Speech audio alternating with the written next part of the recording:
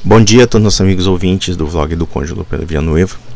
A conclusão que podemos extrair do incidente que envolve o médico Drauzio Varilla e o programa do Fantástico, no que diz respeito à entrevista que ele fez a um travesti, afirmando, coitado, o travesti não recebe visitas por causa da discriminação de gênero, etc. E depois se descobriu, de forma muito escandalosa, que este sujeito não recebia visita justamente porque ele estuprou e matou um menino de 9 anos, e isso sem prejuízo de ter tentado violentar sexualmente, ou se não violentou um sobrinho de 5 anos de idade, até uma criança de 3 anos de idade. A reação que nós observamos com esta matéria escandalosa, porque é mentirosa, uma vez que a Rede Globo enganou uma boa parte do público, é que houve, no meu entender, uma mudança do paradigma psicológico do brasileiro médio. Durante muito tempo, com o governo petista, as pessoas pareciam tolerar, um tanto anestesiadas, certas coisas que hoje nos parecem intoleráveis. E isso em parte talvez por uma ilusão de prosperidade e até mesmo por um certo materialismo, já que a princípio o governo petista ofereceu, por assim dizer, uma ilusão de prosperidade econômica, e as pessoas estavam sendo enganadas, não querendo ver o outro lado. E com a derrocada do governo petista e a mesma ascensão do governo Bolsonaro, aqueles elementos que estavam um tanto incubados, ocultos, ou pelo menos quando as pessoas tinham vergonha de falar, hoje em dia parece que elas falam livremente, falam o que pensam. Ou seja, durante muito tempo, o brasileiro médio foi muito complacente e foi até pernicioso, se não permissivo, quando esses mesmos tipos de ações passavam batidos a despeito desse caráter abusivo que a própria esquerda também não deixava, né, barato, já que, por exemplo, muitas coisas extremamente escandalosas eram reveladas e a população ficava simplesmente calada. E a matéria da Rede Globo foi uma matéria escandalosa. Uma matéria escandalosa porque um sujeito que é um psicopata, é um maníaco sexual, com esta entrevista foi beneficiado com doações de dinheiro, chegaram a R$8.000, inclusive, caixas de chocolate, cartinhas, inclusive de crianças. Vocês imaginam crianças mandando cartas a um pedófilo que mata crianças, que estupra crianças, e com direito a ter acesso, inclusive, ao endereço delas. Imaginem esse sujeito livre, por exemplo. Tal é o estado de perversão que a Rede Globo nos levou. E isso seria similar, por exemplo, ao maníaco do parque sendo retratado como galã na Rede Globo, recebendo cartas de mulheres, e o pior que ele recebe, diga-se de passagem, mesmo com, sem essa glamorização, sabendo-se que este sujeito estrangulou e estuprou mulheres. Então, essa inversão de valores, até certo ponto, parece que já não está sendo tão aceitável. E aqui vemos a quebra da hegemonia ideológica da esquerda. E o governo Bolsonaro, de alguma forma, foi a representação desta reação. Ainda que, no meu entender, Bolsonaro esteja aquém dessas manifestações e aquém desses novos rumos que o Brasil, de fato, ganhou. E isso é muito evidente, por exemplo, daquele programa do Siqueira, que é um programa policial, e nós sabemos que muitos programas policiais são sensacionalistas. No entanto, a matéria que eles fizeram entrevistando a mãe da vítima, ou seja, uma criança de 9 anos, me pareceu, por incrível que pareça, uma entrevista sincera. Claro que não pode se equiparar, por exemplo, aquele tal do Bate, que tem uma cara plastificada, que fez aquela sacanagem com aquela senhora que estava no ar quando ele simplesmente dá a notícia de que a sua filha tinha sido assassinada e a mulher desmaiou. Não foi desse caráter e desse teor. Ali me pareceu uma espécie de reparação à parte injustiçada, a parte que foi esquecida e ignorada pela Rede Globo. Ou seja, a mãe, uma empregada doméstica, uma mulher que tem uma vida muito dura, E, portanto, a imprensa, por mais sensacionalista que seja, que nós sabemos que esse pessoal de programa policial precisa do sensacionalismo e da violência para viver, porém, ali nós observamos um ato de reparação. A vítima falou, ou melhor, a mãe da vítima, que também é uma vítima, diga-se de passagem. Enquanto o outro lado foi glamourizado, vitimizado, inclusive recebeu presentinhos e até cartas de crianças, o pedófilo recebendo carta de crianças, por outro lado, essa mídia um pouco mais underground, digamos assim, deu espaço para a pessoa molestada. E isso, no meu entender, é algo muito raro na imprensa brasileira, porque a imprensa brasileira adora vitimizar bandido. Só que no caso do Drauzio Varilla e até mesmo da Rede Globo, a coisa pegou tão mal, mas tão mal, que não somente a Rede Globo teve que se retratar, como o próprio Drauzio Varilla. Ou seja, a Varilla saiu do seu pedestal e teve que pedir desculpas ao público. E inclusive antes ele começou a falar: olha, eu não sou juiz, eu sou apenas médico. Como se o médico não tivesse consciência moral, como se a consciência moral não fosse obrigação de qualquer profissional ou de qualquer pessoa. No começo ele falou assim: não, é que eu não sou um juiz, eu sou um médico. E daí? Como médico você não tem dilemas morais? Mas um médico que apoia o aborto, por exemplo, como o caso do Drauzio Varilla, realmente se presta a esse tipo de atitude mentecapta de abraçar um pedófilo e glamourizar o pedófilo. E aí, claro, a emenda foi muito pior do que o soneto. E aí ele teve que se desculpar mesmo. E ele não fez por arrependimento. Ele fez porque pegou mal para ele, para a imagem dele, de bonzinho, de santinho, etc. E de médico, diga-se de passagem. Mesmo a Rede Globo teve que pedir desculpas. E, claro, a Rede Globo mentiu, afirmando que não sabia do teor criminoso da ficha policial deste sujeito. Se a Rede Globo quisesse realmente se desculpar, por que não fez como o programa policial Procurando a Vítima? Por que não foi entrevistar realmente o sentimento da mãe que viu o cadáver do seu filho em estado de putrefação na frente de sua casa, como de fato foi que esse pedófilo fez? Ele literalmente raptou a criança, porque ele seduziu, porque a criança não sabia da maldade do homem, levou para sua casa, violentou sexualmente o garoto, estrangulou o garoto, e depois de 2 dias o cadáver na sala deste delinquente, e esse delinquente era vizinho da própria vítima e também da mãe da vítima, ele joga o cadáver em estado de putrefação na frente da casa da mãe. Essa vítima não foi consultada. A mãe que viu seu filho morto não foi consultada. Mas o bonitinho lá, inclusive, inventou uma mentira. A de que ele não era visitado porque era trans.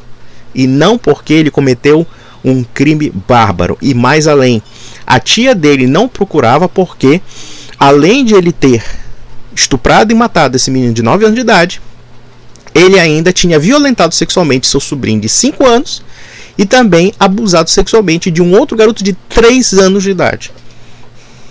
Só mesmo o Drauzio Varilla para visitar esse tipo de gente. E depois abraçar e ainda criar uma imagem falsa, fictícia desse canalha. Eu poderia dizer que nós estamos vivendo numa época que, parafraseando o título de um artigo de Nelson Rodrigues, adeus à sordidez. Espero que seja para sempre. Acho muito difícil, porque o brasileiro tem essa onda de uma certa bipolaridade. Por um lado, é aquela coisa que chega a ser de uma submissão e de uma apatia completa quando acontecem coisas bizarras. E depois, de uma hora para outra, explode de raiva. Não? Porque foi assim na época do governo petista. O governo petista mostrou quem ele era. Mensalão, ideologia de gênero, aborto, todas aquelas agendas nojentas que o brasileiro diz rejeitar, mas ele acabou engolindo porque, não, é verdade, tá com um problema ali, mas a gente tá ganhando dinheiro também. Quando tirou o dinheiro do bolso do povão, aí o povão começou a se manifestar e começou a pensar em moralismo. Mas eu penso que dentre essas pessoas que aparentemente não são tão sinceras, existem muitas pessoas sinceras que não gostavam do PT com toda a prosperidade econômica que o PT de fato prometia. Só que com a diferença de que talvez não tinham os canais ou não tinham os ambientes necessários para falar. Talvez só falaram meia dúzia de gatos pingados, como eu, por exemplo, que sempre foi um crítico do PT e nunca aceitei o PT no poder. Mas enfim. Mas já mudando de assunto, eu vou falar sobre o coronavírus.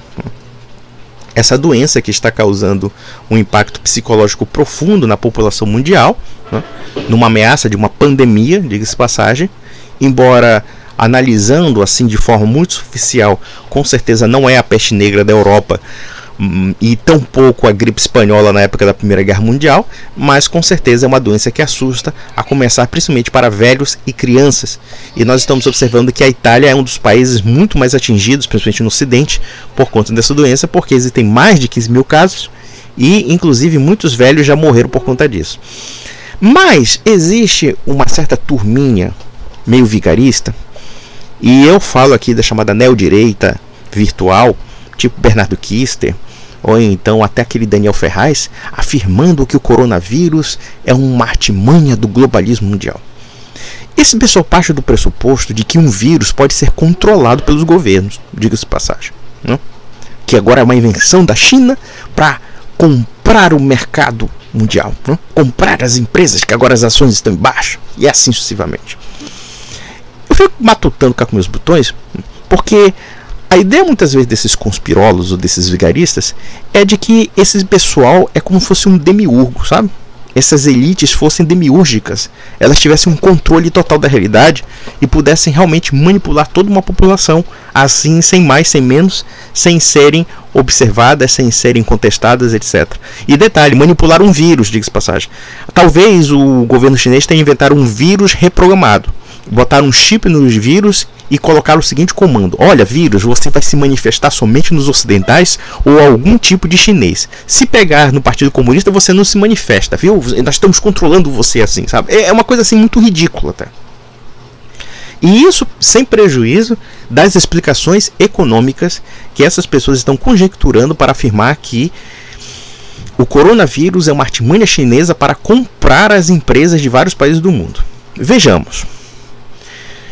Eu não sei até que ponto uma crise mundial, uma recessão poderia beneficiar a China, porque uma boa parte do mercado ocidental sustenta as indústrias e a produção da China. Se existe hoje regime mais dependente da economia ocidental, é a China. A China exporta tudo que é tipo de quinquilharia para o mundo todo. E em particular, talvez um dos maiores mercados consumidores, se não o maior mercado consumidor hoje em dia da China, são os próprios Estados Unidos. Se há uma crise ou uma recessão mundial, evidentemente que as exportações chinesas vão diminuir. Já começa por um ponto. O outro ponto é que, da mesma forma que as exportações chinesas vão diminuir, os investimentos na própria China vão diminuir. Então não há muita lógica em pressupor que a China vai querer uma recessão mundial. E vamos mais além.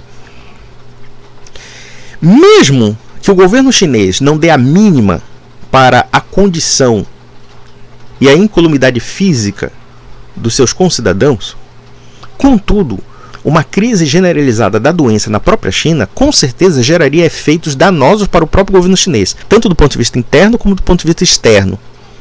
Interno porque a China da atualidade não é mais a China de Mao Tse-tung. Não é aquela China em que Mao Tse-tung, fazendo aquele programa de coletivização forçada, matou cerca de 30 milhões de chineses. Porque nos anos 60 a China era um país completamente isolado e completamente marginalizado no que diz respeito à economia mundial. Hoje em dia é justamente o contrário. Então qualquer efeito nesse sentido, com certeza, atinge o governo chinês. E é evidente que num país como a China, em que cerca de 900 milhões de pessoas, mais ou menos, vivem num estado da mais absoluta miséria, porque nós temos que entender que as regiões da China que são prósperas, na verdade são regiões setorizadas que o governo chinês escolheu para investimentos, enquanto o resto da população está na merda. É evidente que no lugar onde há muita miséria, muita fome e muita subnutrição, também é palco vivo para doenças, como também na África. Então é mais provável que tenha acontecido isso do que, por exemplo, uma instrumentalização do governo chinês para querer comprar ações em baixa. Vocês acham que só os chineses vão comprar ações em baixa? Você acha que outros governos e outros países também não vão comprar? Disputando com os chineses? É como, por exemplo, se o governo chinês tivesse controle sobre o mercado financeiro. E não tem. Tanto não tem que vamos analisar assim para destroçar essa teoria. Primeiro, a China depende do mercado mundial para sobreviver. E uma recessão não seria agradável para a China. Boa parte do dinheiro chinês está nos Estados Unidos. Porque, se não me falha a memória, posso estar errado aqui, mas talvez um dos maiores credores dos Estados Unidos, dos títulos da dívida pública americana, são chineses. Em outras palavras, se os Estados Unidos se recusarem a comercializar com a China, e se os Estados Unidos quiserem dar um calote na China, a China quebra. Porque o que a China vai fazer? Vai declarar guerra contra os Estados Unidos? Não vai. E nós estamos vendo aí uma disputa comercial feroz entre China e os Estados Unidos. Por quê? Porque os Estados Unidos querem o revertimento do seu capital investido na China nos próprios Estados Unidos. Então, se existe alguma situação muito clara e muito cristalina, é que a China está no bolso dos americanos. E não o contrário. Como esses palhaços do Daniel Ferraz, do Bernardo Kister e muitos outros aí estão pregando. Que existe uma manipulação da doença e não sei o que. É possível, claro, que a mídia, um tanto sensacionalista, possa estar dando ares extremamente extravagantes à questão do coronavírus. Embora, como uma doença nova, uma doença que não se há muito conhecimento, é evidente que essa preocupação existe.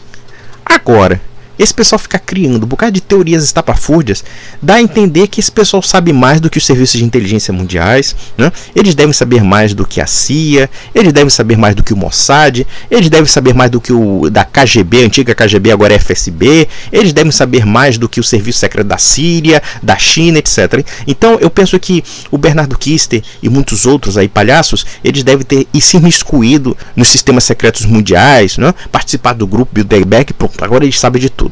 Aí quando você pergunta quais são as fontes, eles vão dizer: ah não, a gente soube do professor Olavo de Carvalho na Virgínia. Ah, cara, vai tomar no cu, né?